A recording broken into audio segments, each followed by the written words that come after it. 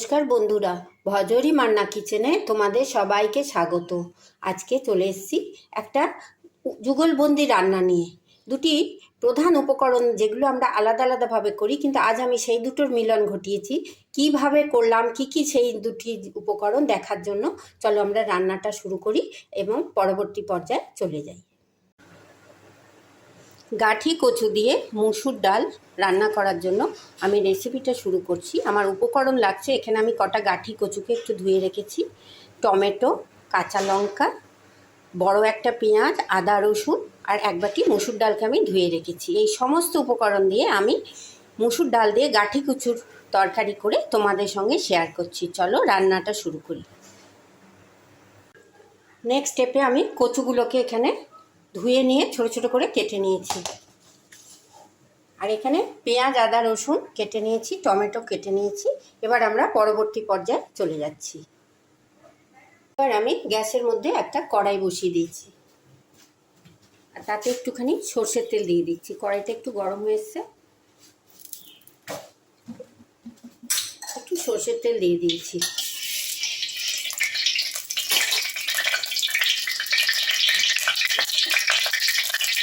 সর্ষের তেলটার মধ্যে আমি দিয়ে দিচ্ছি একটু নুন আর একটু হলুদ। নুন হলুদ দিয়ে সর্ষের তেলটা একটু গরম হয়ে এসছে। এবার আমি এর মধ্যে দিয়ে দিচ্ছি ধুয়ে বেছে কেটে রাখা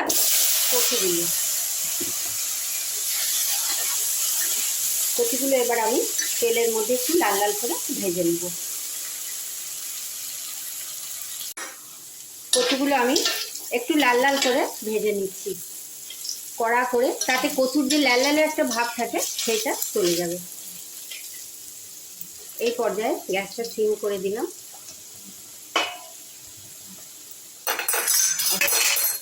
কচুগুলোকে আমি কড়াই থেকে তুলে নিচ্ছি।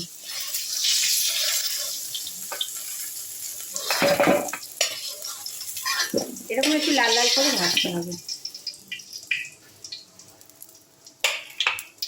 এরপর ওই তেলের মধ্যে আমি দিয়ে দিচ্ছি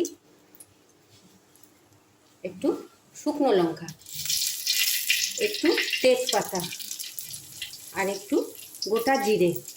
গ্যাসের ফ্লেমটা কম করে আমি ফোড়নটা একটু ভেজে নিচ্ছি।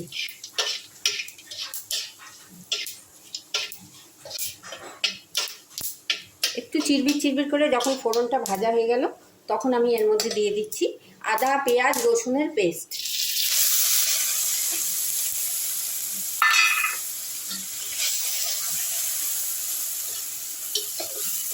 আদা, রসুন, পেঁয়াজটা একটু এবার আমি কষে নেব ফোড়নের সঙ্গে। মশলাটা আমি প্রায় 3 মিনিট কষলাম তেলের সঙ্গে, একটু লাল লাল হয়ে আসছে। গ্যাসের ফ্লেমটাকে কম করে এবার আমি এর মধ্যে একটু গুঁড়ো মশলা অ্যাড করছি। দিয়ে দিচ্ছি একটু জিরের গুঁড়ো, অল্প একটু ধনের গুঁড়ো আর একটু কাশ্মীরি লঙ্কা। ঝালটা পরিমাণ মতো দিও।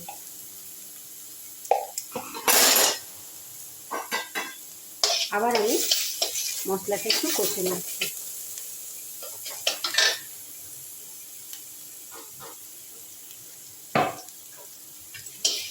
একটু খেয়াল করে আস্তে আস্তে মশলাটা করতে হবে, যাতে কড়াইয়ের সঙ্গে লেগে না যায়, অথচ মশলাটা পুড়ে না গিয়ে ভালো করে লাল লাল করে ভাজাও হয়।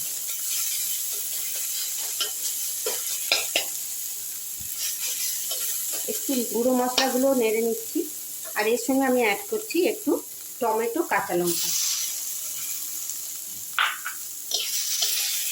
আবারও আমি মশলাগুলোকে টমেটোর সঙ্গে কষে নিচ্ছি।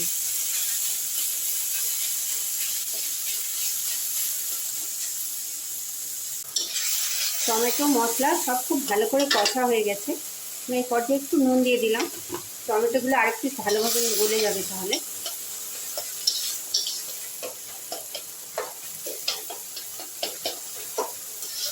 দেখো, যখন মশলাটা ভাজা হয়ে এসছে তখন এর মধ্যে আমি ভেজে রাখা কচুগুলো দিয়ে দিলাম। কচুগুলো দিয়ে আমি প্রায় 3 মিনিট কষবো। ভালো করে লাল লাল করে ভাজা আছে, তাই জন্য কচুর যে একটা লাল লালে ভাব থাকে সেটা থাকবে না। এই মুসুর ডাল দিয়ে কচু রান্নাটা তোমরা করে দেখো, একটু অন্যরকম খাবার। এটা ভাত, রুটি, পরোটা সব কিছু দিয়েই ভাল লাগে, ভাতের সঙ্গেও ভাল লাগে। দেখো এটা কষানো হচ্ছে, প্রায় 3 মিনিট আমি এটা একটু কষতে ছেড়ে দিচ্ছি। গ্যাসের ফ্লেমটা মিডিয়াম টু লো রেখেছিলাম। দেখো 3 মিনিট পর একদম কচুর সঙ্গে মশলাগুলো ভাজা ভাজা হয়ে এসছে। আমি ঢাকা দিইনি, কচু খুব তাড়াতাড়ি গলে যায়, তাই জন্য ঢাকা দিলে খেতে অতটা ভালো লাগে না গলে গেলে। এই পর্যায়ে আমি দেখো এই যে মুসুর ডালটা ভালো করে ধুয়ে রেখেছিলাম, ওটাকে এর মধ্যে আমি দিয়ে দিলাম। মুসুর ডাল দিয়ে এবার আমি কচুটাকে কষে নিচ্ছি। এটা তোমরা মুসুর ডালের জায়গায় মুগ ডাল বা অড়হর বা তোমাদের পছন্দের কোনো ডাল দিয়েও করতে পারো।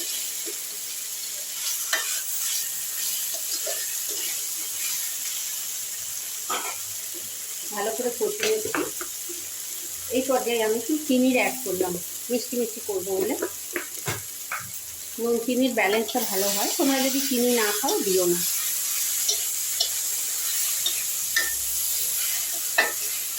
ডালের সঙ্গে আমি কষছি এটা। প্রায় 1.5 মিনিট মতো আমি মুসুর ডাল আর কচুটাকে মশলার সঙ্গে নাড়াচাড়া করে নিলাম। খুব সুন্দর দেখো ভাজা ভাজা হয়ে এসছে, মশলাটাও কড়াই থেকে ছেড়ে এসছে।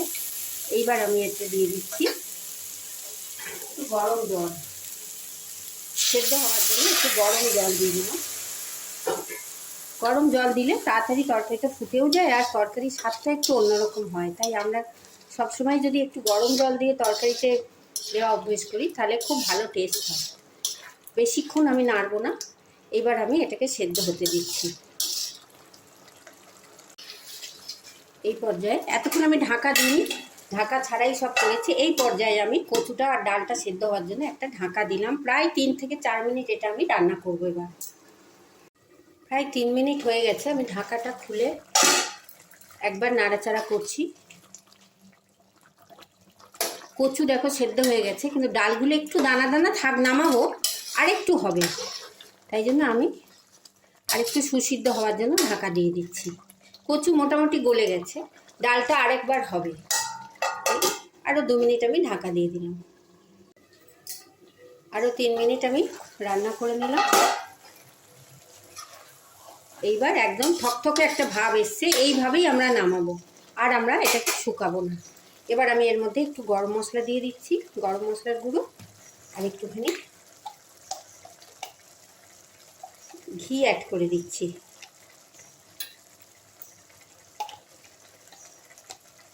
মশলাগুলো আমি আমার মতো দিলাম, তোমরা তোমাদের পছন্দ সেই মশলা দিও। এবার গ্যাসের ফ্লেমটাকে আমি একদম বন্ধ করে দিলাম।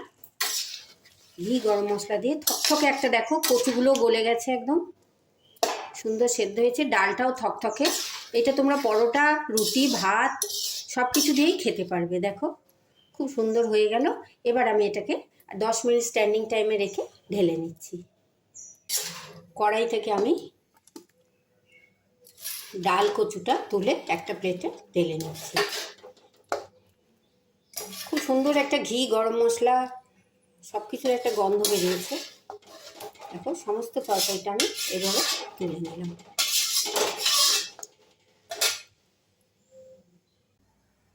তৈরি হয়ে গেল কাঠি কচু মসুর ডাল দিয়ে একটা তরকারি রেসিপি। কাঠি কচু আমরা অনেক রকম বানাই, আবার ডালও আমরা অনেক রকম বানাই, কিন্তু এই দুটোর যুগলবন্দি করে তোমরা একবার রান্না করে দেখো, হয়তো খেতে খুবই ভালো লাগবে।